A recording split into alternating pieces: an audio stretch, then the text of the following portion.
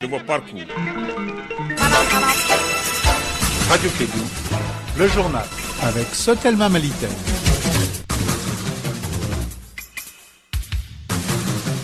Il est 13h passé d'une minute dans les studios Djeli Baba Sissoko de Radio Kédou. Bonjour à toutes et à tous et bienvenue dans ce journal.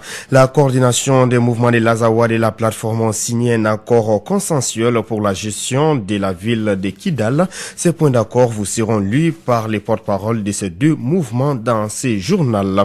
Nous allons également parler de la célébration ce samedi de la journée internationale contre la pratique de l'excision avec son thème cette année. Ensemble, mobilisons-nous pour contribuer à la réalisation de l'objectif du développement durable 5 à travers l'élimination des mutilations génitales féminines ou excision. Début ce lundi de la deuxième phase du procès de l'ex-chef d'État tchadien Hissène Habré à Dakar. On fera le tour d'horizon de l'actualité internationale au cours de cette édition. Et puis sport, les Maliens sur la deuxième place du CHAN Rwanda 2016 après une défaite 3-0 face à la République démocratique du Congo ce dimanche. Voici pour vous le sommaire de cette édition. Arunaba est au microphone.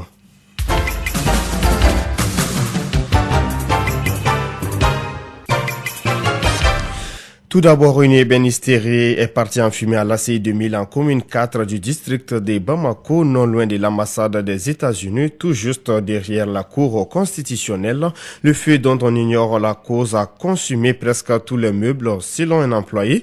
Le feu s'est déclenché vers 18h30 quand nous étions à la mosquée pour la prière. Nous ne savons pas comment ça s'est produit.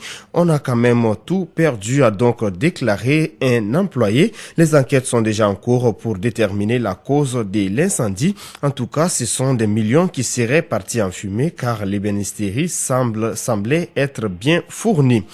Je vous le disais en titre, signature d'une déclaration conjointe entre la coordination des mouvements de l'Azawad et la plateforme pour une gestion consensuelle de la région de Kidal. Cet accord fait suite à l'entrée dans la ville de Ladrar des Ifora des hommes armés de la plateforme.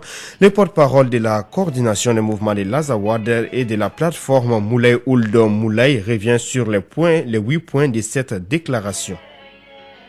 Après de longs débats, riches en sagesse et en objectivité, les deux parties sont convenues de ce qui suit. 1. Les deux parties restent fermement attachées à l'application de l'accord de paix et de réconciliation au Mali, issu du processus d'Alger. 2. Conformément aux dispositions déjà arrêtées, des éléments de la plateforme intégreront les commissions chargées de la gestion de la ville de Kidal. 3. La plateforme allégera son dispositif militaire présent à Kidal. 4. Partout où les deux parties sont conjointement présentes, elles travailleront collégialement pour renforcer davantage le processus de paix enclenché depuis la rencontre historique d'Anafis. 5. Toutes les populations des deux parties auront libre circulation partout tout en respectant les autorités sur place. 6. Les deux parties réaffirment leur indéfectible attachement à l'accord d'Anafis, gage d'un retour à une paix, à une stabilité durable. 7. Les deux parties réaffirment leur engagement à résoudre tout différend entre elles par la voie du dialogue. Enfin, 8. Les deux parties remercient la communauté internationale pour son accompagnement depuis le début du processus et demandent instamment de le continuer, notamment par un appui à la prochaine grande rencontre plateforme SEMA prévue à Kidal pour couronner la rencontre d'Anafis.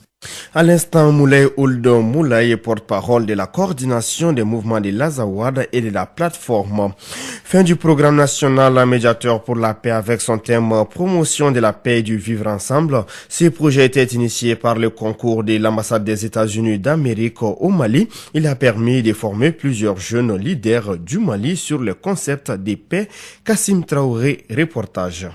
Le projet médiateur de la paix a parcouru l'ensemble des régions du Mali. Mohamed Salia Touré, président du Conseil national de la jeunesse du Mali. Le recours à un acteur tiers, un médiateur, permet de créer l'espace dans lequel les protagonistes du conflit pourraient plus facilement retrouver la voie du dialogue, faire évoluer la situation et rendre au conflit sa fonction positive dans les relations humaines. Les jeunes qui ont bénéficié de ces formations ont été sensibilisés afin de faire la part des choses, surtout d'éviter l'extrémisme. Ataher Ag Iknan, secrétaire général du ministère de la Réconciliation nationale. Au moment où l'extrémisme se développe un peu partout dans le monde. Au moment où on assiste à une forte radicalisation de certaines couches de la société, vous avez su choisir ces moments, vous la jeunesse, pour porter les flambeaux dès aujourd'hui, pour développer la résilience d'abord à votre niveau et ensuite la développer au niveau de toutes les couches de la nation malienne. Paul Folsby, ambassadeur des États-Unis d'Amérique au Mali. Ces quelques mois vous ont permis de mieux vous connaître, d'échanger et de vous compléter mutuellement avec vos différentes expériences. C'est pourquoi j'invite donc tous les bénéficiaires à faire bon usage des acquis et d'en faire bénéficier au maximum de entourage. Au moment où des jeunes sont formés pour la paix, les groupes armés de la plateforme et de la CEMA se sont donné la main pour une gestion consensuelle de la région de Kidal. Ils ont signé une déclaration allant dans ce sens.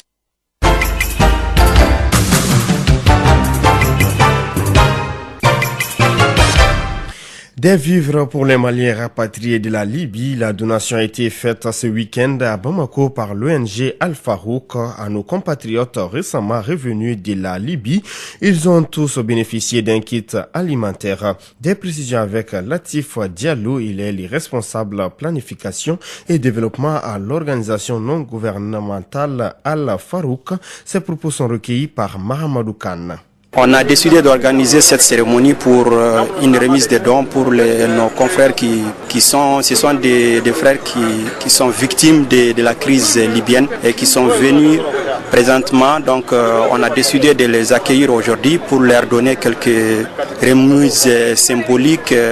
En fait, c'est juste pour les aider. La remise contient une sac de 50 kg de riz, ainsi que on a 5 kg de huile, ainsi que des sachets du lait. Aussi, on a 5 kg de sucre. On a décidé de faire ça juste pour les aider. Les dons, c'est pour maximum. On a eu la liste par le ministère des Maliens de l'extérieur. Nous a envoyé la liste qui contient 174 personnes. Mais nous, on avait préparé une donne de 180 personnes. Au cas où il y a des gens qui leurs noms n'ont pas été encore figurés sur la liste. Les montants pour cette opération, c'est à peu près 7 millions de francs CFA.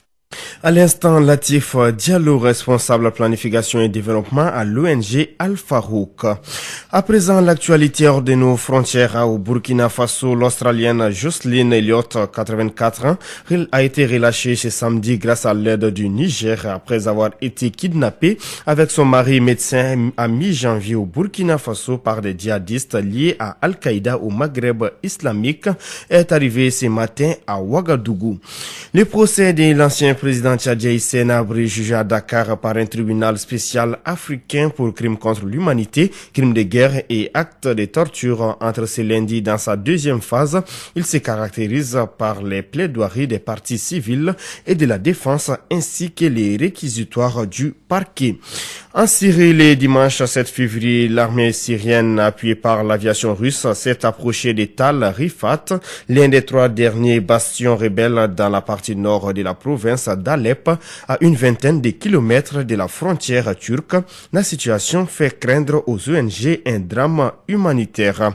Enfin, en Haïti, Michel Martelly a achevé son mandat sans transmettre le pouvoir à un successeur à cause du report s'inédié des élections.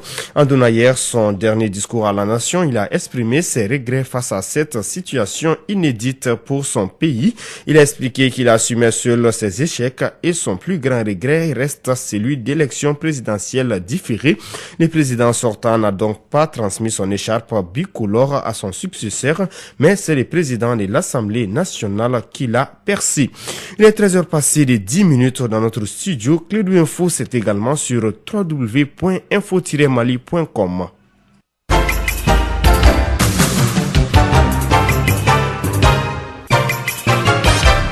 Sur le plan national, l'association des vétérinaires et ingénieurs diplômés de l'IPR de Katibougou avec tient son assemblée générale extraordinaire inscrit à l'ordre du jour la résolution du décret numéro 01021 MDR SG du 15 janvier 2016 du ministère du développement rural portant sur la liste nominative des membres du conseil transitoire de l'ordre des vétérinaires du Mali et le vote par l'Assemblée nationale de la loi sur la pharmacie pharmacie vétérinaire le 28 janvier dernier.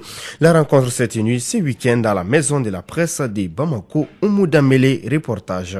Cette assemblée générale de la VIC, Association des vétérinaires ingénieurs de l'IPR de Katibougou, est une assemblée d'information, de sensibilisation, mais aussi surtout de recommandations faites sur 2 lois essentielles pour réparer l'injustice. Modibo Kouyaté, secrétaire général de la VIC.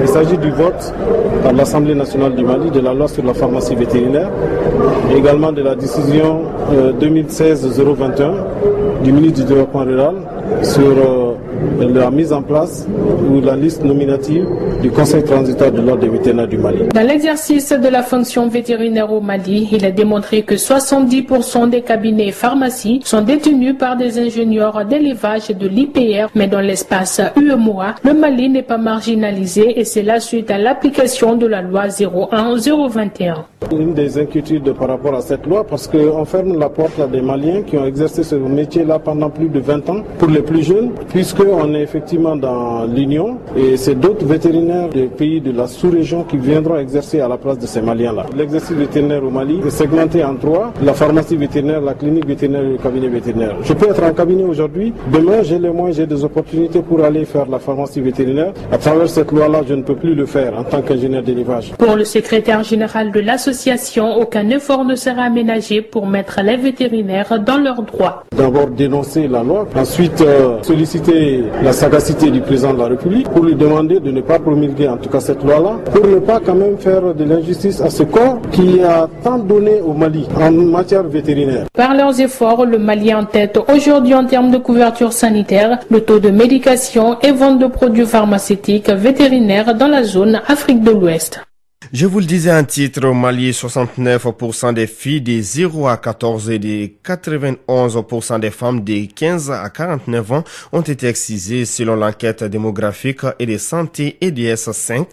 Ces taux ont été fortement décriés par les acteurs de lutte lors de la célébration de la journée internationale contre la pratique de l'excision à Bamako. Le thème choisi cette année est « Ensemble, mobilisons-nous pour contribuer à la réalisation de l'objectif du développement durable 5 à travers l'élimination des mutilations génitales féminines ou excision. Cette journée a été célébrée par le ministère de la promotion de la femme, de l'enfant et de la famille, comme partout ailleurs ce 6 février 2016. Le point de la journée avec Fanta Diakiti. Cette année, le thème choisi est « Ensemble, mobilisons-nous pour contribuer à la réalisation de l'objectif du développement durable 5 à travers l'élimination des mutilations génitales féminines adoptée par les Nations Unies en 2015 ». Guindo Yassine Gakou, directrice du programme national de lutte contre l'excision au Mali. L'ambition du ministère de la Femme, de l'Enfant et de la Famille, à travers le programme national de lutte contre l'excision, n'est pas de combattre les us et coutumes de notre pays, mais plutôt de sensibiliser les populations à travers l'information, l'éducation et la communication sur les conséquences des pratiques traditionnelles néfastes à la santé reproductive de la femme et de la fille. Les multiples conséquences liées à la pratique de l'excision constituent des discriminations, d'atteinte à l'intégrité physique et à la dignité de la femme.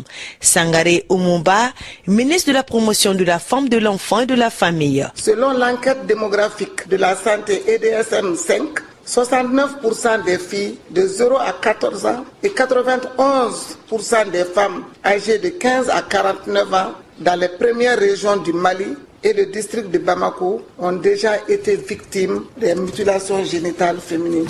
Ces taux de prévalence indiquent l'ampleur du phénomène au Mali. Le représentant résident de l'UNICEF Mali, Franck Equiza, se réjouit de la ratification de toutes les conventions internationales relatives aux droits des enfants et des femmes par le Mali. Toutefois, l'UNICEF reste préoccupé parce que malgré les efforts consentis pendant plus de 3 décennies en termes d'éducation, d'information et de sensibilisation, certaines recommandations internationales ne sont pas encore traduites en actions concrètes. La cérémonie de lancement du mois de lutte contre la pratique de l'excision a été couronnée par une conférence de presse et une remise des attestations de reconnaissance à des structures et des personnes engagées contre la pratique de l'excision. Merci Fanta Diakité. Parlons de tout à fait autre chose. Fin hier à Ségou des activités de la 12e édition du festival sur le Niger. Le directeur du festival, Mamou Dafé, n'a pas caché sa satisfaction à la fin de cette édition spéciale qui s'est déroulée sans incident. Il est au micro de Kassim Traoré. Nous avons été honorés et comblés et nous sommes contents et nous remercions les plus hautes autorités pour avoir permis cette édition spéciale, surtout pour avoir aussi la sécurisé comme on l'a eu hier et avant-hier. Et donc nous disons merci à vous tous. C'est pourquoi on a enregistré tout ce grand succès. Donc j'invite les camarades, les amis du continent à se tenir par les coudes et à avancer ensemble pour organiser davantage ce secteur, parce que c'est le secteur qui va permettre de consacrer l'Afrique de demain à travers un développement social, à travers la formation de l'individu, mais aussi à travers une économie créative qui va aider certainement nos États à se mettre au diapason des pays émergents. Mamou Dafé, à l'année prochaine. À l'année prochaine, Alioune. Je vous remercie. À l'instant, Mamou Dafé, directeur du festival sur les Niger. Vous suivez la 2e édition des Clés de Info.